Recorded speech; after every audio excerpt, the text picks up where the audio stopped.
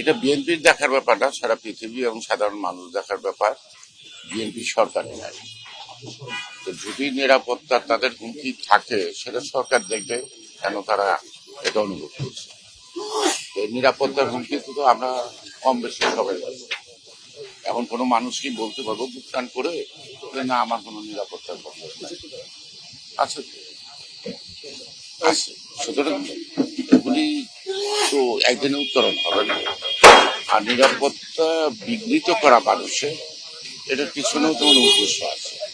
সেই উদ্দেশ্যটা একটাই, এই যে মানুষ যে অপেক্ষা আছে 12ই ফেব্রুয়ারি নির্বাচন ভোট দিবে, সেই ভোটটাকে নস্বাত বা বানচাল করার জন্য একটা চক্র কাজ করছে। সেটা যদিও দৃশ্যমান না, তবে পর্যায়ক্রমে এগুলো দৃশ্যমান হবে।